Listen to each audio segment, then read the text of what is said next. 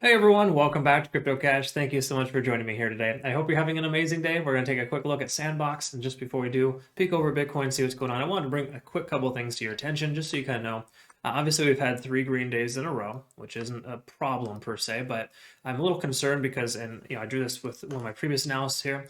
A lot of times, Bitcoin when it's on the downslide, right, in a bearish market, not saying we're in a bear market, but we're in a bearish trend, you have a tendency of seeing a lot of dead cats. And that's just a dead cat bounce is what is referred to as, where the price comes down, it bounces and then continues down, right? We've seen it happen over and over again. And now we're here, right? So if you look at the fact that we've seen this happen frequently in the past, the recent past, could imply that we might see something to the downside here soon. Again, just I wouldn't be surprised that happens. So just letting you know that, so you can kind of exercise some caution here. Be careful with your stop losses in place, and maybe consider taking some profits if you're up. I know there's quite a few coins right now that are doing very well, and it wouldn't be a terrible idea to consider, claiming some of that, if that makes sense. So just a heads up on that. But that's kind of where Bitcoin is at. The 200-day simple moving average is working as a support level, slowly working its way up from 46,000. So all good things here essentially. It just feels too good to be true right now, and I don't love the way that it's shaping up so far. So that's just me, but that's just the technical charts. It doesn't mean it's going to happen, right? We can only try to anticipate as best as possible based on previous data. Now, if you're new to the channel, I'm not a financial advisor, right? I just love teaching people how to trade. I hope that I can help educate you here today on some best practice, and ultimately, I've been trading for 15 years, and my goal is to help you become more self-sufficient so you can trade on your own. I have a trading community designed for that purpose, where we all kind of come together and learn and grow together. It's an awesome experience. So check that out in your own time. We're actually transitioning to a website here soon, away from Patreon. So it's going to be a much more convenient billing cycle and more membership benefits, so to speak. So be on the lookout for that. That will be month end. Now, taking a look here at Sandbox. 1 day chart, right? We can see moving averages are moving right around right where they should be. They're pretty much null and void for the moment. We don't need to worry about those. One thing that's really important to note, and this is kind of reflective of the price too, where you can see that it hasn't passed $5.40 yet, is the support level at 50 on the RSI. Right, so commonly you'll see a support at 50 on the RSI. It kind of holds price in place. When you lose that support, then you've kind of lost a key level support, and then you're considered to be bearish. So right now, on the macro, Sandbox is definitely still bullish, if that makes any sense, right? So all good there. Even with all this movement here, we can still see that it's doing very well. So take a look at this here. We can see this, ascending pattern, so to speak. I put that on here just to kind of, bring to light in the fact that we need to be able to break out of that pattern, or we're going to continue downwards, right? In other words, we want the 1 day candlestick, not necessarily even today, but soon, to close above that level, and to ensure we don't go any lower than $5.40. Now, we're really close to that right now, of course. So it is slightly concerning, but you can kind of see a line right here that is forming, basically, based on the fact that it hasn't essentially gone below that yet. The 1 day candlestick will always close above that line. And that's a good sign. No matter how low it's gone, it went down to 414 on the on Judgment Day here recently, and now it's back up, right? So all good things here for Sand. Just bear in mind, we're kind of on a razor's edge there. If we lose that support, we could essentially see a continuation of the downside. If we close above that descending pattern, so to speak, it's going to be a very, very good sign. It'd be awesome if we can close above 580. That'd be wonderful. We'll see what happens. Okay, so that's kind of where Sandbox is at presently. So looking at the 4-hour chart, we can see the 200s working as a support level and the 50s working its way down. This commonly is referred to as a death cross. When the price comes down, intersects with that. So that could essentially continue to push the price action down. We may see a continuation of the downside based on that sentiment alone. I hope that doesn't happen, but I would say more often than not, maybe 60-70% of the time, you can see those essentially coming to a head. In other words, it will happen more likely than it won't.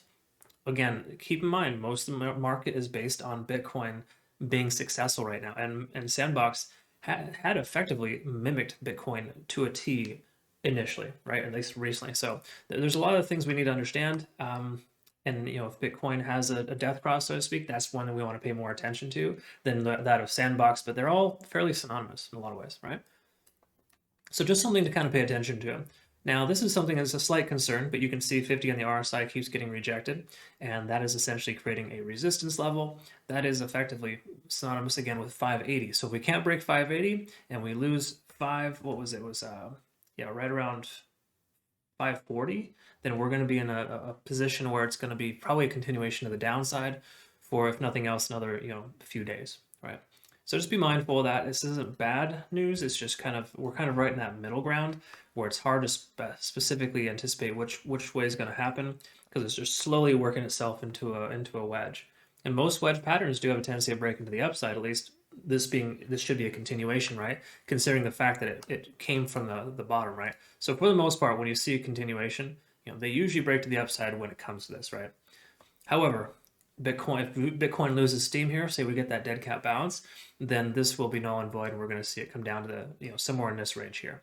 Same with Bitcoin too. It's going to be closer to 42,000 than it will be 52, obviously, if we have the price come down further. So just something to kind of consider. Now take a look at the Ichimoku cloud. Let's see what's going on here. We can kind of see that our conversion line is above the baseline. That's good. We're above the cloud. That's also good. But this lagging span is going to intersect the price action soon. So that essentially tells us that if you have a long position, you want to consider closing or trimming, right?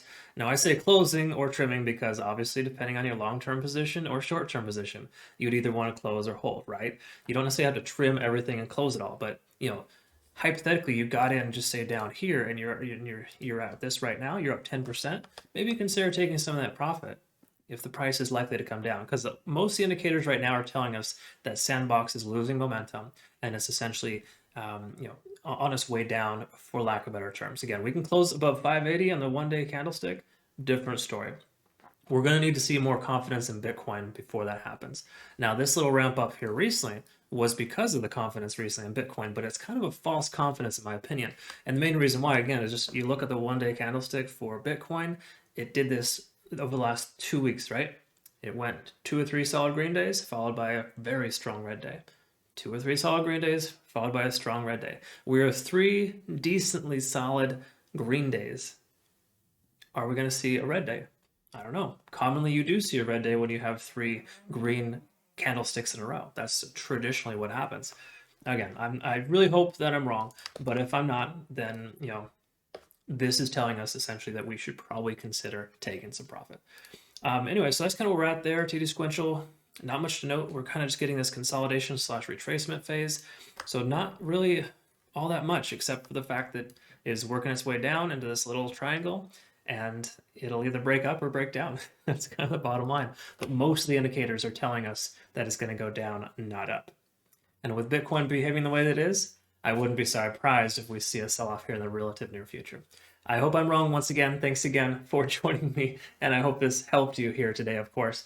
Obviously, I'll keep a close eye on Sandbox moving forward. This is one of my daily drivers. I thank all my patrons, of course, for requesting that I cover this, and obviously everyone's continued support. You're all very amazing. Thanks again. We'll see you in the next one. Have a great rest of your day. Take care.